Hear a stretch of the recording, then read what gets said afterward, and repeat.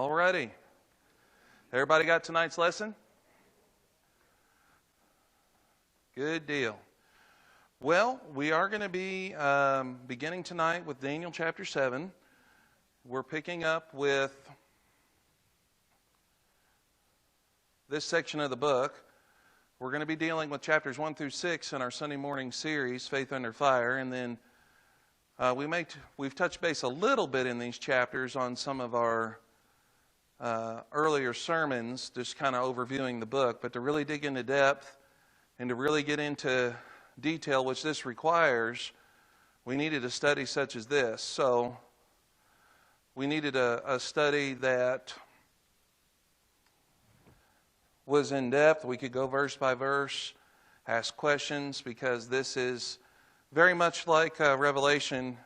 You can preach from Revelation, and there's some good stuff in there, but to really understand all the nuances and the things that need to be understood about that book are the same as this, because they both have a lot in common.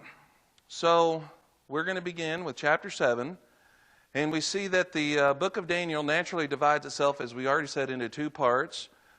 The divisions, we talk about God's providence and history, chapters 1 through 6, and then God's purpose in history. Wiersbe describes these two parts as the personal history of Daniel and the prophetical history of Daniel, is how he breaks it down. Now, the second half of the book contains 4 visions seen by Daniel.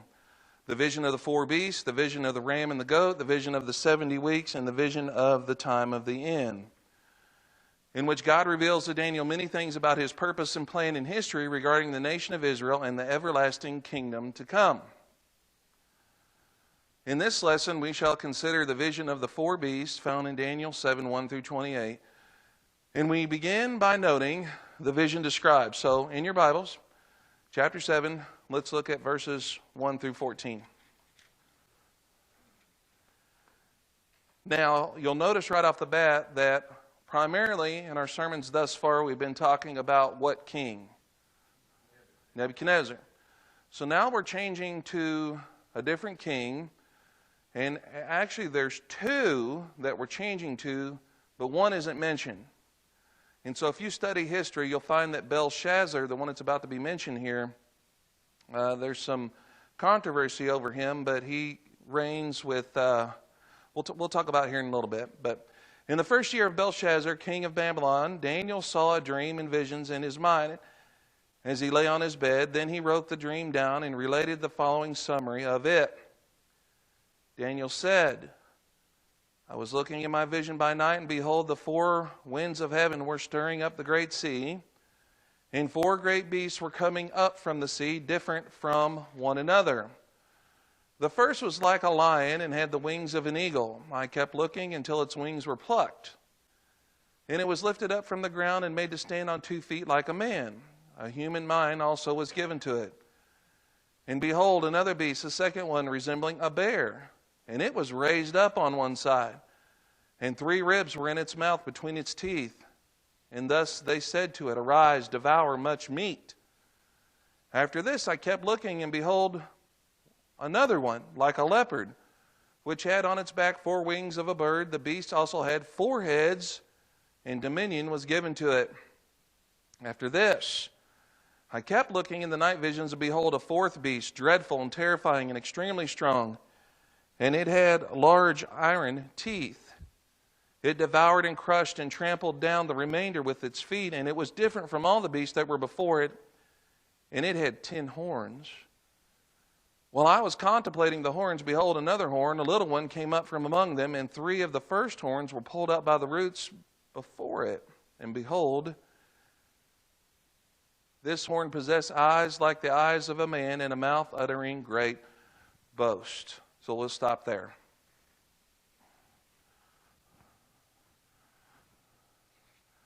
Now, who here knows what all this means? Just from a cursory reading, not me. Just from a cursory reading, are you like, what in the world? Now, I will say this. There's been times when I've had a large amount of caffeine near before bed, and I've had some dreams like this. They're just crazy. I mean, you're like, where did that come from? How did my mind conjure up this? But we know caffeine wasn't the originator of this dream, right? Or this vision. This vision was, how did he get it? It's from God.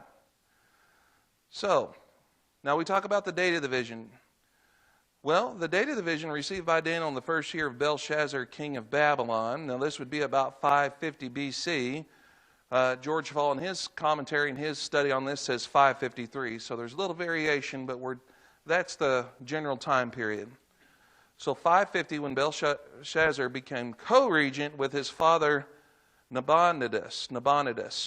Okay, so there is record of Nabonidus, but not a whole lot of Belshazzar. Now they're finding some archaeological stuff with Belshazzar on it, but and you find records, you'll find that Nabonidus was the one who was reigning, and he was out conquering, but Belshazzar was back kind of holding down the fort, which he didn't do a really good job of, which we'll talk about later in chapters 1 through 6. So, we have the details of the vision. This is where we start getting in. Now, if you can recall, I know most of you took the Revelation class, and we understood that typically in apocalyptic language, in literature, numbers have meanings. Okay, so in this case, we begin with the number 4. Right? So the 4 beasts come from the sea, the 4 winds of heaven stirring up the great sea, as we see here in the opening verses. So these 4 winds represent what? You guys remember? World power? Possibly. Not necessarily power. It could be power. What it typically represents in the way the number's used, and it's attached to different things, is never eat soggy waffles. North, east, south, and west. That's Sherlana told me that's how you remember that. Never eat soggy waffles. I have NESW written right here. So we talk the 4 winds of heaven stirring up the great sea. So we're talking about possibly here the 4 points of the compass. And so this is indicating the whole world. Now the sea in apocalyptic language represents something as well. The people. It represents peoples, all the people. So this is saying all the people of the earth, the 4 winds of heaven stirring up the great sea, and the sea may symbolize the mass of humanity, Isaiah 17:12, and if you look at Revelation 17:15. Now the churning waters depict the restlessness in which the nations continually find themselves. And boy, ain't that the truth. The 4 winds of heaven may be forces God uses to control and even destroy. So let's talk about these 4 creatures. 4 great beasts coming up out of the sea. So, the lion with eagle's wings. So, whose wings were plucked off, made to stand on 2 feet like a man, a man's heart given to it. Now, the lion here represents Babylon. The wings possibly symbolizing the co-regency of Nabonidus and Belshazzar, a kingdom shown to be remarkably fragile. And then we'll study about this in detail when we look at Daniel chapter 5. So the lion here represents Babylon. Now, this Sunday, I'm starting to preach out of chapter 2, where Nebuchadnezzar has a dream, and Daniel is involved in this situation. And so actually 2 sermons are going to come out of that. And so in Nebuchadnezzar's dream, he has a dream of a statue. And so what you're going to find is if you take time to study, so when we go through this, you can take what we've learned here and look back at the statue of chapter 2 and see the correlations. Because there's a lot of similarities. So a vision that Nebuchadnezzar had and a vision that Daniel had, both basically proclaiming the same prophetic truths. So the lion represents Babylon, and the kingdom shown to be remarkably fragile. So let's talk about the bear with ribs in its mouth. Now, the unusual phrase here, right, that says, and it was raised up on one side. Well, there's different interpretations. Some think this means that the bear is sitting and is prepared, like crouching, ready to spring. But most commentators believe that literally one side of the bear is greater than the other. It's lopsided. Now, based on your understanding of history, because you guys are biblical scholars, you are. We know that Babylon was in power. Who comes next? The Medo-Persians. Now, when you say the Medo-Persians, what's different about that, Babylon being this one entity, and then you have the Medo-Persians being two entities? So we talk about the reason that it's probably lopsided is because the dominant part of this bear possibly symbolizes Persian dominance over the Medes in this uneven alliance. So typically what we see when we study this period of history in the Medo-Persian Empire, the Persians are the dominant force.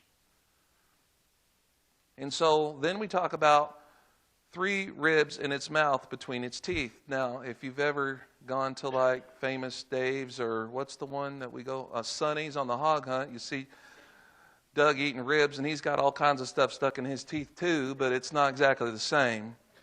So you picture this voracious bear, and it's actually got ribs, bones, stuck in its teeth. It's kind of a terrible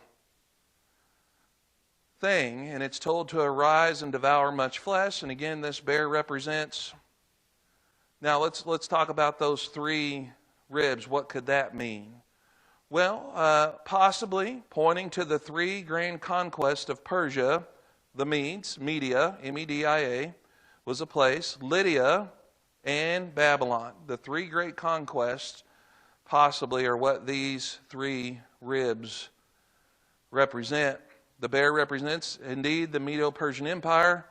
That it raises on one side may reflect the Persian dominance. The 3 ribs in its mouth may illustrate its victory over Egypt, Syria, and Babylon, while others think it represents Media, Lydia, and Babylon. So we have the lion with eagle's wings that were plucked off. It was made to stand. We have the bear with ribs in its mouth, and then this lopsided bear. And then we have the winged, multi-headed leopard. Now, again, go back to our numbers. And what you know from history, again, because you guys are biblical scholars, and you're probably reading ahead anyway, cheaters. So we have Babylon that was a world power, then the Medo-Persians, and then Greece under the leadership and the way they were to accomplish this was who's? Alexander the Great. Now, so we have these 4 wings and 4 heads on this beast, and to whom dominion was given. Now, again, 4 heads and 4 wings. What could we surmise? Okay, some think that there were 4 generals who took over. They called it the Didache. That's a possibility. What about the nature, though? So far, what we've seen are some of the nature of these and what it represents. We didn't get a whole lot into what the lion and the eagle and those represent.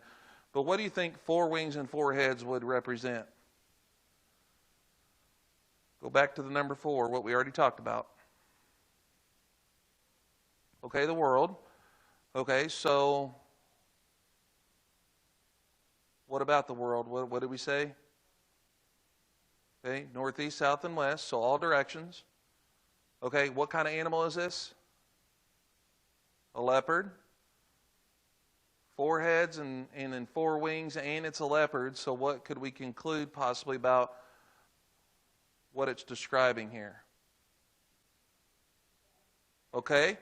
Yes. So typically when you talk about 4 wings, and so it's talking about quick domination in all geographical directions. So basically what Alexander the Great did was incredible in a very short amount of time that he took power compared to others, and how they was just one conquest of another. Oh, what did I read? It was like 20 million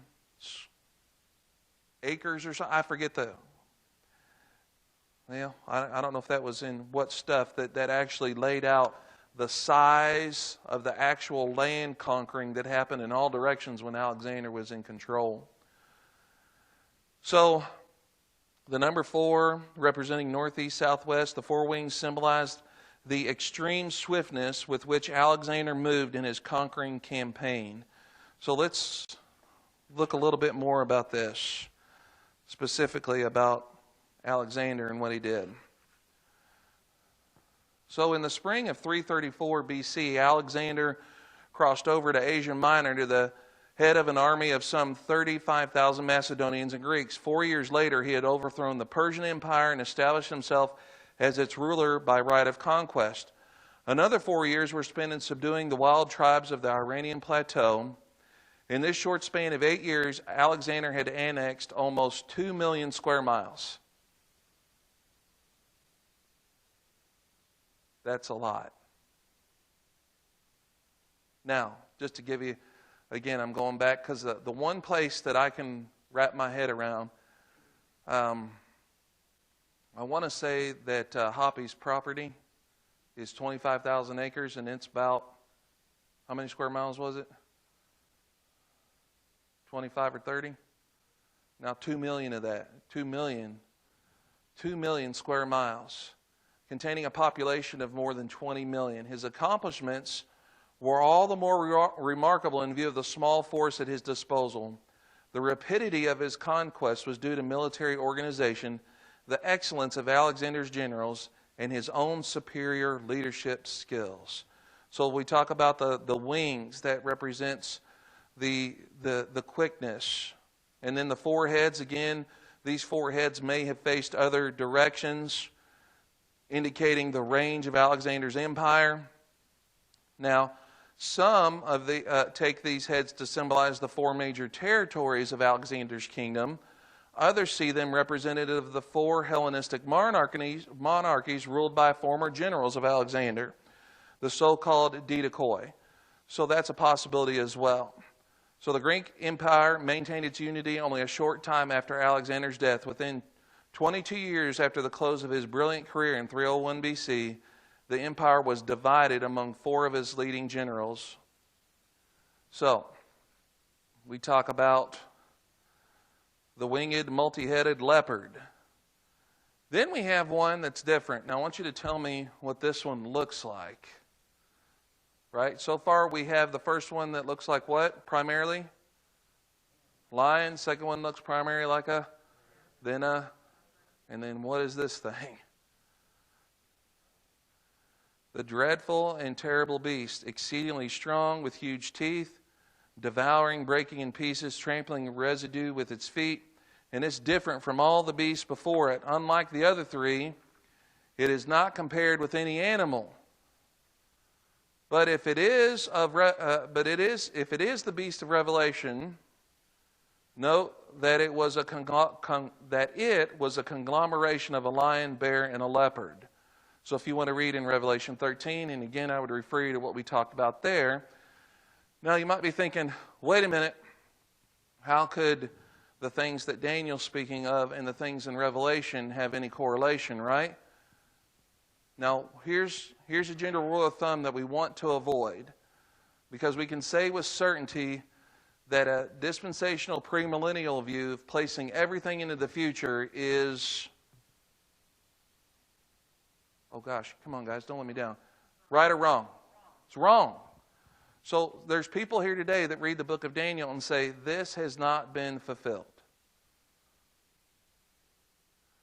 this is the breeding ground for your DPs.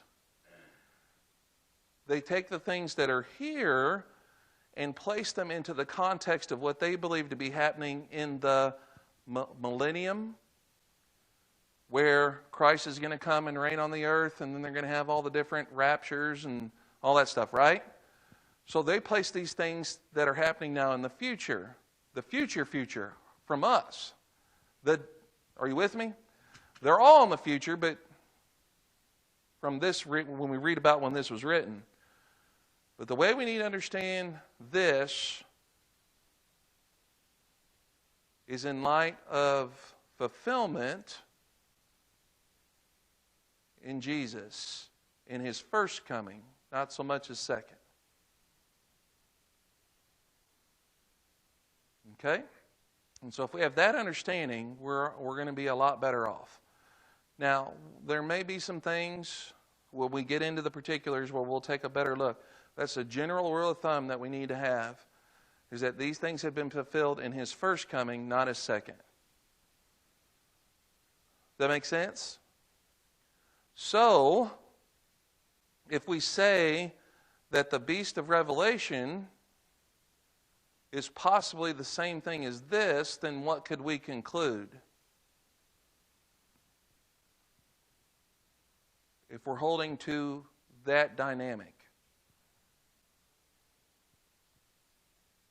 It's already happened too.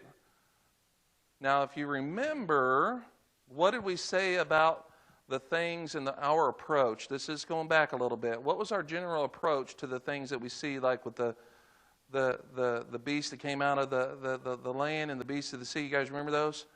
We said those represented things that were going to happen during did we say they were pushed off into the future, and that they're going to happen when Christ returns and the secret rapture and all that? Did we say that? What did we say?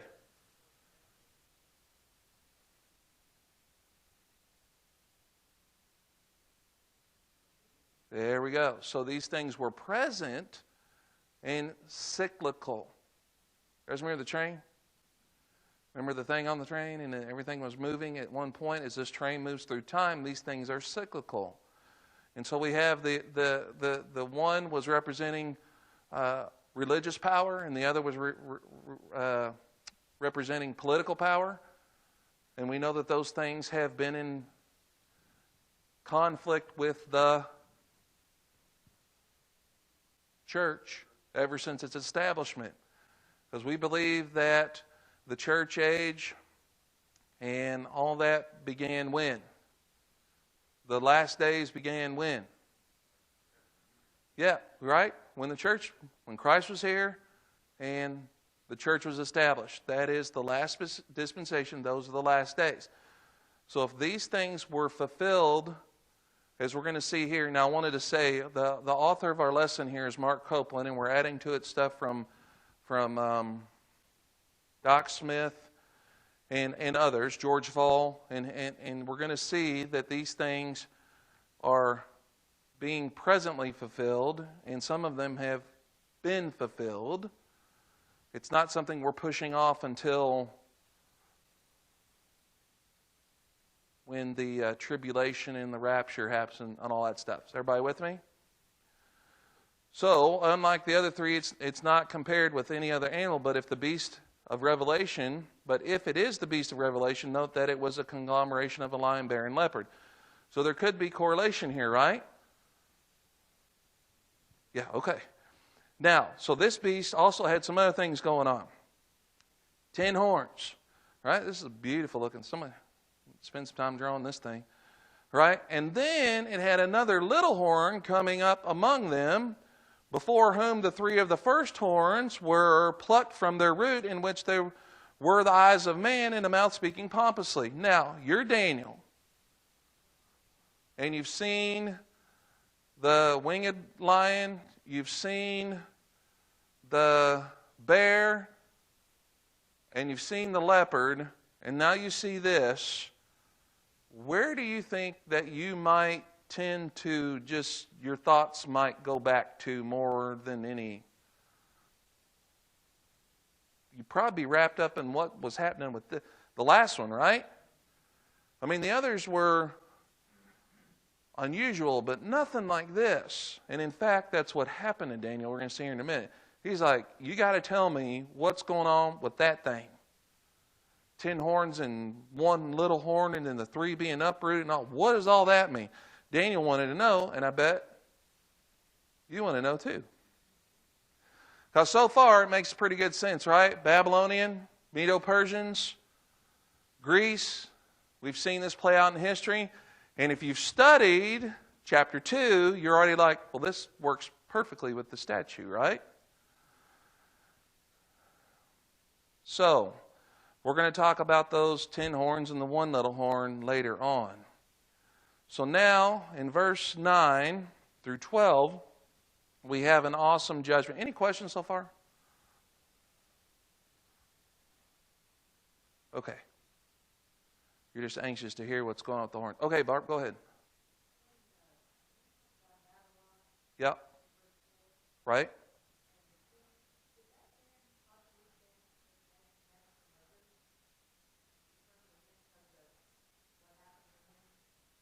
Okay.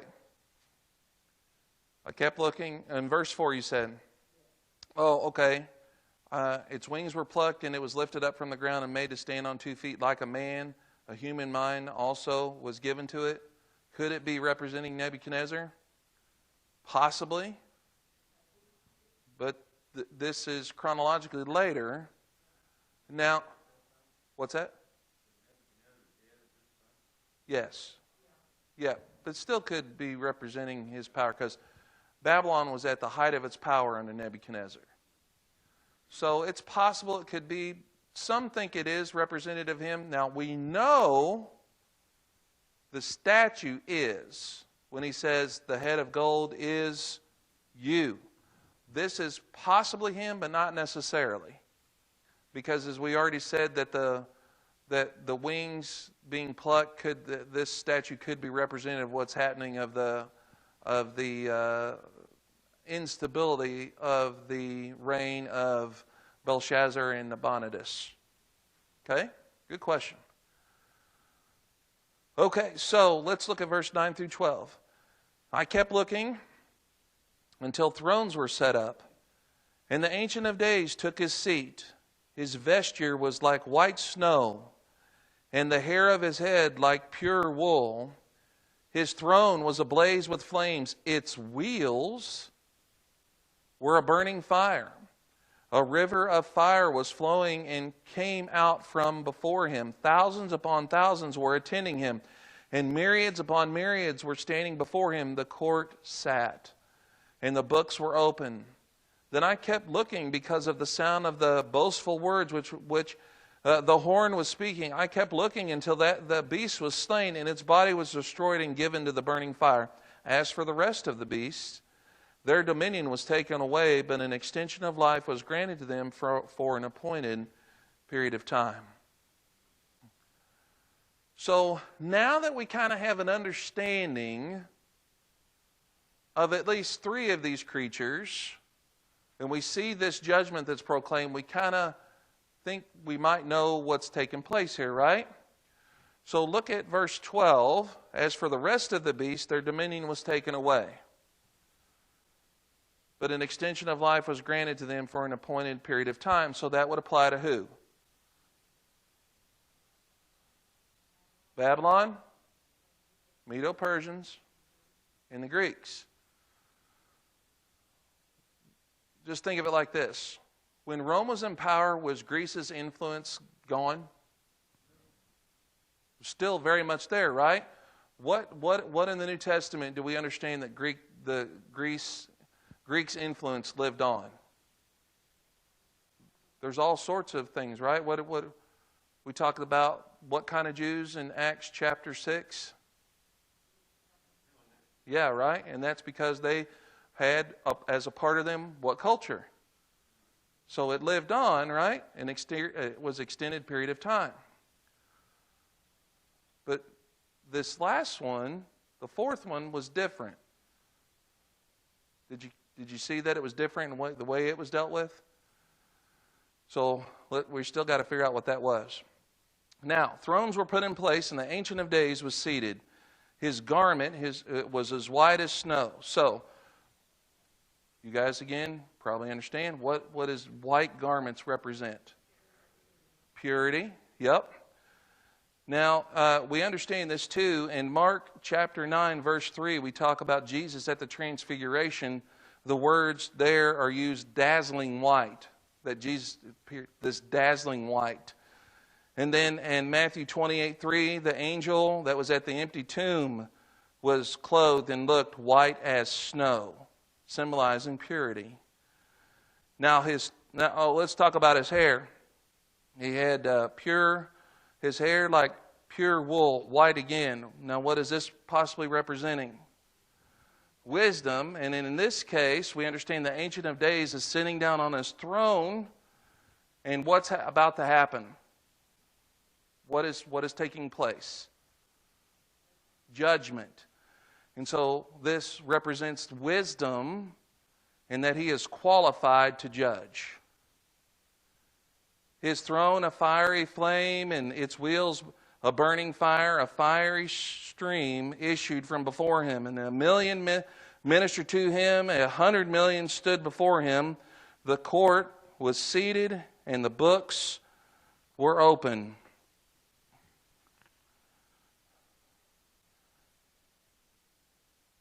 So let's talk about, if I can look at the right page here. Talking about his throne in fiery flames and the wheels thereof burning fire. The Ancient of Days sat upon a blazing throne, literally his throne, the fiery flame, symbolizing his irresistible might. Writing from a Jewish perspective, Slocky thinks this also indicates that God is unapproachable. Now, Daniel may have borrowed this fiery image from Isaiah 66. Now, ancient thrones, I didn't know this, were sometimes represented as having wheels. Why in ancient culture and thrones, why might they be represented as having wheels?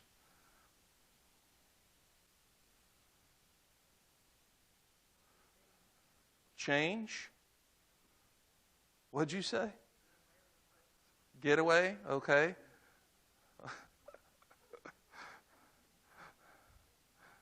Possibly. Not a chance. Oh, you're turning red.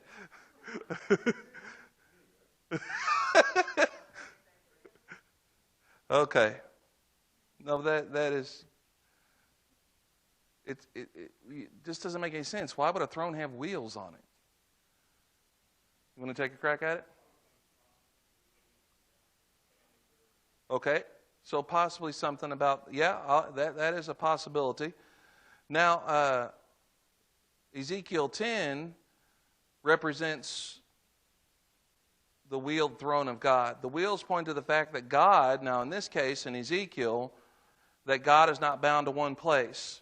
And so this would, in a kingdom, an earthly kingdom without a God perspective, would indicate that that their power quickly spreads and is mobile. The wheels point to the fact that God is not bound to one place. He is omnipresent as well as eternal. For this reason, only the Ancient of Days is qualified to render judgment regarding the nations. The wheels, like the throne itself, were burning fire. Literally, his wheels burning fire. I thought that was a very interesting picture. So the judgment then. Judgment occurs of the four beasts. The great and terrible beast, the one with the sound of pompous words from the little horn, it was slain, its body destroyed and given to the burning flame. The rest of the beasts, they had their dominion taken away, and their lives were prolonged for a season and a time. And so looking at we talk about this section, and we talk about the judgment that takes place here. So what can we take away from this when we understand Babylon and Medo-Persia and Greek and whatever this fourth one is? We've not gotten into it yet, but we will. Whatever this is telling us, and it says that they've been judged and handled, what does this teach us? What is the underlying dynamic?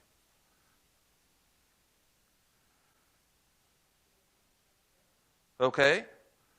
Yeah, that judgment's coming. What do we learn now? When Daniel proclaimed what would happen in chapter 2 with Nebuchadnezzar, and then here, had all of it happened? I mean, Babylon was in power, right? So but Medo-Persia, had they come yet? Had Greece come yet? Had whatever this fourth beast come yet? Did it happen? What does this teach us?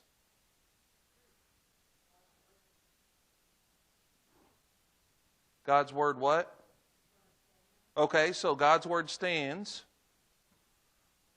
Think about in relationship to nations in the course of history. God's in control. Doesn't it teach us that? Because we think, right, that the Medo-Persians, by their own might and guile, did what they did. Now we have to incorporate the understanding of free will here. But ultimately, God's in control, and He proclaims what's going to happen, and it happens, and everything happens in this case for a was the ushering in of what would occur with Babylon and how they carried out judgment, and they went into captivity, and they came out of captivity. If you remember in Isaiah, who proclaimed that they were coming out? What did Isaiah proclaim? Who would be the one? What name? Cyrus, my servant Cyrus, right? Well, who was Cyrus a part of? The Medo-Persians. And who allowed the Israelites to go back and rebuild Jerusalem and the wall and the temple? Cyrus and Xerxes and Artaxerxes, right? The Medo-Persians. So this just shows that God is in control. And then what would happen when we talk about in the Scriptures, I think it's in Galatians that said that Christ came at just the right time, in the fullness of time. And we understand too that what happened with Alexander the Great and then also Rome was exactly the right time for what? For Jesus to come. And for the gospel to spread after that. So God's in control. See, looking at the future with a theocentric, with a God-centered view, a God-centered eye, Daniel learns two things. First, he learned that history is under the ultimate control of God. The beasts may roam the earth, but they were subject to the oversight of heaven. Now, is that encouraging to anybody in the here and now?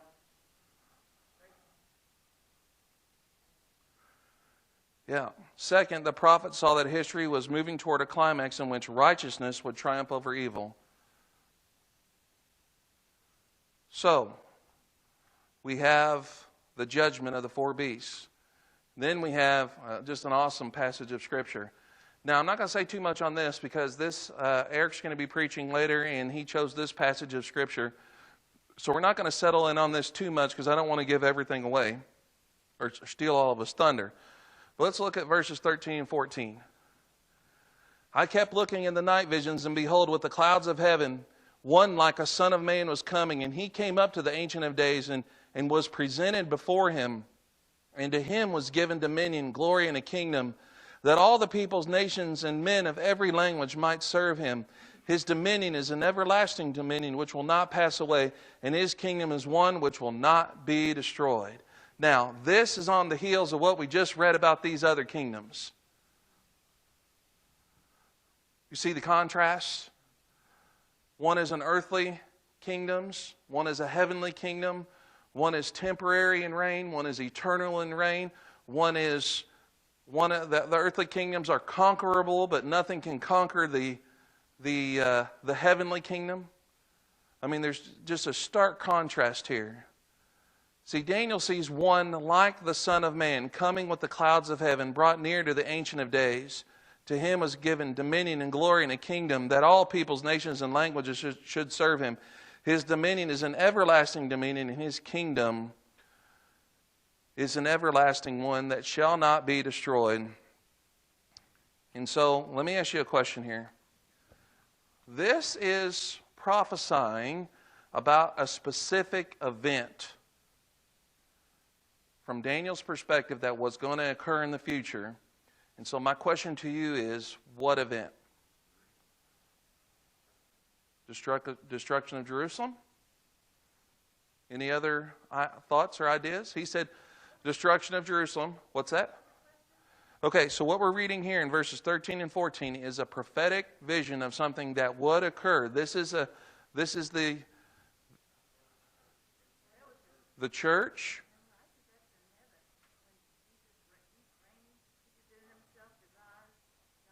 When he died. Okay, let's nail it down a little bit more. Okay, so is this now? If you're looking at this from a dispensational premillennial view, what are you saying about this? It's not happened. It's going to happen when Jesus returns back to heaven, having brought with him the saints. That's what they say about this. Do you think that's what this is? Okay, so what event could this possibly be speaking of? Day of Pentecost. The church?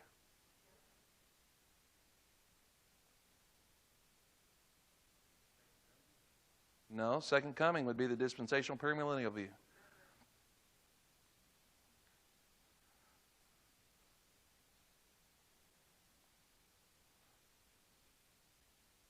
Okay, think of a New Testament event that involved clouds and glory.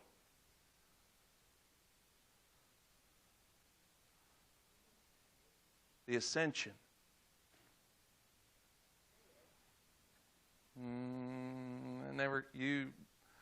Not exactly. You were there, but not there. So I was trying to get you to use those words ascension, but you said his death, burial, and resurrection in the church. They were talking specifically about the ascension. Now, if this were the dispensational view, then we would look at this a little differently. Okay? So let's see here. So it says, he came even to the Ancient of Days, and they brought him near before him. Now, Christ is depicted several times coming with the clouds in judgment, right? So that is mentioned in other scriptures, like 70 AD, it talks about Christ coming in the clouds in judgment. But that's not this. In Daniel 7:13, however, the reference cannot be such a coming for three reasons. First, or the second coming. See, we could say it was him coming in judgment at 70 AD, or the second coming. We say Christ is coming in judgment, but it's not that. See, first, when he returns, he comes from the Father. Here he came to the Father, right? Second, at the second coming, he comes with angels. Here he came to a place inhabited by angels. Third, at his return, he comes with power and glory. Here what's the scripture say? He receives power and glory. See, why would he be receiving power and glory at the ascension? Because he gave it up in the incarnation. At his ascension, he is glorified and reestablished at his place at the right hand of God. So second coming. Third, at his return, he comes with power and glory. Here he receives power and glory. In this passage, Daniel is witnessing in prophetic vision the ascension of Christ, which also involved clouds. Now, I don't know about you, but I think that's pretty cool.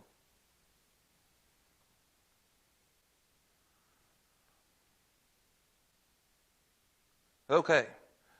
Now, the parallels between this vision and Nebuchadnezzar's dream should be carefully noted. Both involve the rise and fall of four kingdoms and a kingdom which would never be destroyed. In Daniel's three-part vision, the conflict to come between the fourth kingdom and the establishment of the everlasting kingdom is foretold as we see the vision interpreted. So now, in verses 15 and following, we see, as for me, Daniel, my spirit was distressed within me, right? What was the last thing he saw? What was the last thing he saw? The terrible beast, right? You can't even describe it. 10 horns, 3 horns, 1, all that, right?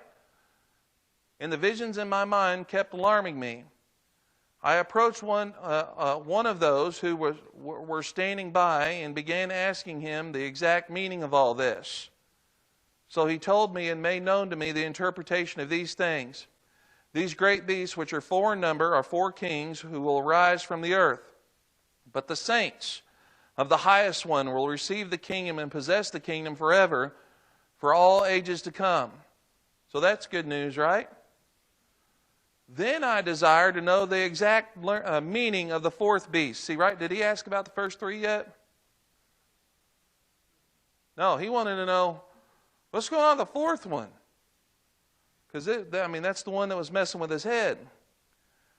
It was exceedingly dreadful, with its teeth of iron, its claws of bronze, which devoured, crushed, and trampled down the remainder with its feet. And the meaning of the 10 horns that were on its head, and the other horn which came up, and before which 3 of them fell, namely, that horn which had eyes and a mouth uttering great boast, and which was larger in appearance than its associates. I kept looking, and that horn was waging war with the saints and overpowering them. Okay, so that one horn that uproots the 3 is now waging war against the saints and doing damage. Until the Ancient of Days came, until judgment was passed in favor of the saints of the highest one, and the time arrived when the saints took possession of the kingdom. Thus he said, the 4th beast will be a 4th kingdom on the earth, which will be different from all other kingdoms, and it will devour the whole earth and tread it down and crush it. As for the 10 horns, out of this kingdom 10 kings will arise, and another will arise after them. And he will be different from the previous ones and will subdue 3 kings. And he will speak out of against the Most High and wear down the saints of the highest one. And he will intend to make alterations in times and in law, and they will be given into his hand for a time, times, and half a time. But the court will sit for judgment, and his dominion will be taken away, annihilated, and destroyed forever. Then the sovereignty, the dominion, and the greatest of all kingdoms under the whole heaven will be given to the people of the saints of the highest one. His kingdom will be an everlasting kingdom, and all the dominions will serve and obey him. At this point, the revelation ended. As for me, Daniel, my thoughts were greatly alarming me, and my face grew pale, and I kept the matter to myself. Phew. So this had an effect on Daniel, didn't it? He was grieved in his spirit and troubled by the visions he saw. So let's talk about this explanation and overall summary of the vision there in verses 16 to 18. Now, who gave him the answer to this? Somebody standing by, and he says, hey, can you tell me about this? Who's he talking to? Did they have an answer for him? Yes. So who's he talking to? Okay.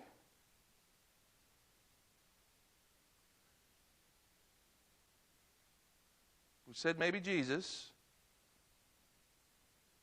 There were ones, right? What's the verse say? I approached one of those who were standing by. One of those. An angel.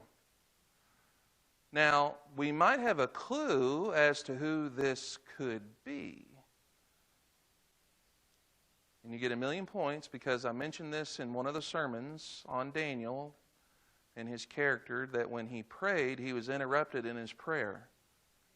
Gabriel. You said it and you said it. You get split. 500 million or 1,000 apiece points. You told her?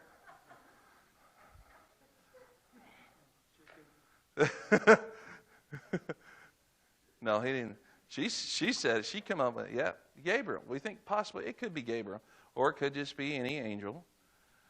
But it might be Gabriel. Well, whoever knew, but it says one of those who were standing by. Now, could this be some sort of pre-incarnate Christ? Maybe, I don't know. But I mean, stuff I read, they tend to lean towards Gabriel, or just I know it sounds bad, a regular angel. Now, The four beasts represent four kings, yet the saints of the Most High shall receive and possess the everlasting kingdom. Now, Daniel's desire to know more about the fourth beast, which was exceedingly dreadful, about the 10 horns on its head, about the little horn, and all the things that we just talked about. Now, when Daniel saw on the next page the little horn making war against the saints, prevailing against them, until the Ancient of Days came with judgment in favor of the saints of the Most High, and it was for a time for the saints to possess the kingdom. Now, what Daniel heard concerning the fourth beast, it shall be a fourth kingdom on the earth, it shall devour the whole earth, trample it, break it into pieces. And so we believe that, what kind of teeth did the beast have? You guys remember what it said originally? Iron, okay? Rome is symbolized many times by iron, right? What about iron? Like, you getting the wrinkles out? Strength. So iron's strong. Specifically, what iron? Swords. They were known for their swords, their armies, their power, their military power was because of iron. So when we talk about Rome, when you see iron, and also it makes reference to brass. So we talk about the Roman Empire, which came to rule the Mediterranean world. Now, concerning the 10 horns. So we're saying that the beast itself is Rome.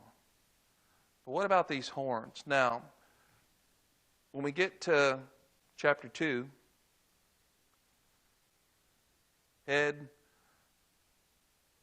Nebuchadnezzar, then Medo-Persia, then Greece, then Rome. And then there's a passage there that mentions 10 things. Toes. And so now we have 10 horns. So that there's 10 here between those for a reason. So we got to figure out what are we talking about. And you'll be glad to know that there's no huge consensus. Now, if you are holding to the dispensational premillennial view, then you have to do something with these 10 horns. What do you got to do with them? What they represent. What do you have to do with them? Place it in the future. It has to be the future because of what they represent. You'll see as we kind of dig in a little bit more. Now, so they are 10 kings to arise from this fourth kingdom, after whom another shall arise. These may be emperors who ruled during the 1st century A.D. when the everlasting kingdom, the church, was being established, or the 10 kings alluded to in Revelation 17. Then again, the number of 10 may be symbolic, reflecting their complete or full number and not 10 specific kings. All right, whose head's swimming? Right? Okay, there's 4 primary views that come out of this. Okay? 4 primary views on what these 10 represent. The first one is the historic Rome view. Historic Rome. So historic Rome, so if we're looking at this from Daniel's perspective, always put yourself in Daniel's perspective because he's the one speaking, right? So if we're talking about historic Rome, this suggests that the horns represent 10 emperors of Rome, or perhaps 10 contemporaneous kings ruling in various parts of the old Roman Empire. So this would be the Roman Empire before the church. Everything leading up to it. Okay, so that would be historic Rome. Then you would have others see post-Rome. Okay, well, let me say that. Let me rephrase that. Not before the church, but it would exist before the church, but that's not when it ceased to exist. We know Rome was in decline at that point, right? But it didn't cease to really go out of existence until 476. That's when we believe that the fall of the Roman Empire happened then. So then you would have what was called the post-Rome kingdoms. So you have historic Rome, which would be before the fall, and then post-Rome would be after the fall, that 10 kingdoms that occupied the territory of Rome after the fall of the Roman Empire. So they would say that from the Roman Empire, it broke up into 10, and we've seen commentators trying to identify these 10 that would break up into primarily your European countries that we would know that would come to exist. Now, third, another school of interpreters advocate what might be called the continuing Rome view. So you have historic, post-Rome, and continuing Rome. The 10 horns represent successive kingdoms that partake of the nature of Rome. These kingdoms span the years between the fall of Rome and the rise of the little horn. So, what some say, we still got to figure out when you've got the 10, and then 3 of the 10 are uprooted, and then the 1 comes to be. And the 1 itself is vastly different, as we understand what it's doing, than the other 10. So there's been a lot of people trying to figure out what this means. So, the possibility of representing successive kingdoms, these kingdoms span the years between the fall of Rome and the rise of the little horn. Thus, the state of world government at any time subsequent to the fall of ancient Rome is depicted by the horns. So, it's not identified in any specific 10 kingdoms that come out of the original Rome. Now, fourth, the final approach to the 10 horns sees them in revived Rome, a future empire of 10 constituent nations on the territory of the old Roman Empire. These interpreters generally point to the European common market as the initial stage in the formation of this revived Rome. Okay, so who would like that view? That's saying the contemporary European common market is revived Rome. Who would like that view?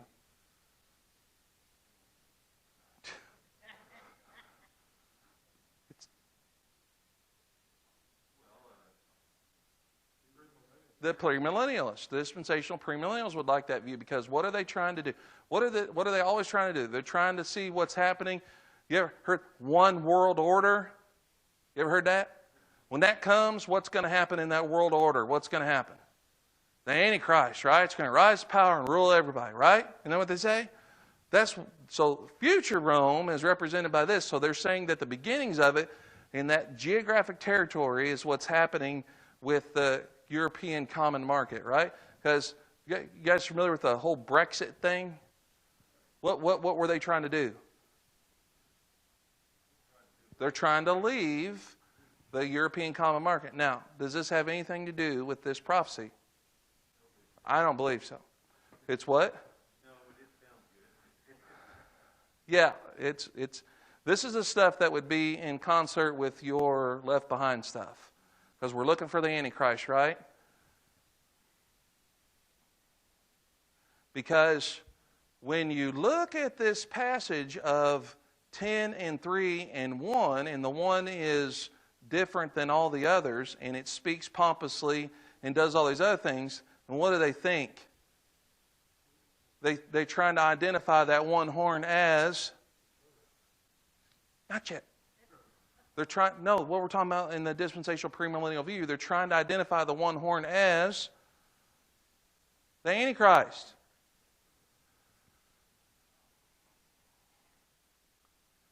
But he's not. And we could get into the whole discussion of what the Antichrist is and isn't. But I will say this. I believe that the one horn is identified in the New Testament specifically. And you're going to have to come back next week to figure that out. So you're going to leave here not knowing what the 10 horns are really and what the 3 and the 1 are. Because we're out of time.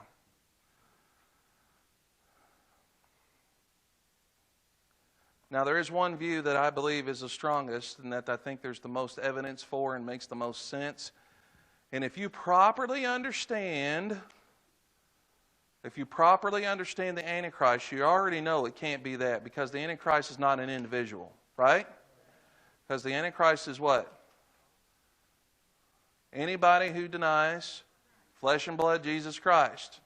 And when John wrote that, he said that there was one individual. What did he say? There are many, and they were going to be in the future? He said they were already there. So is there anything about that text that would tell us that there's one person that could be identified as the Antichrist? Big fat no. Now, in the New Testament, however, there is another spoken of that gets lumped in with the beast of Revelation and the Antichrist, and they lump in this other individual, but I believe the identity of this individual to define the one horn. So,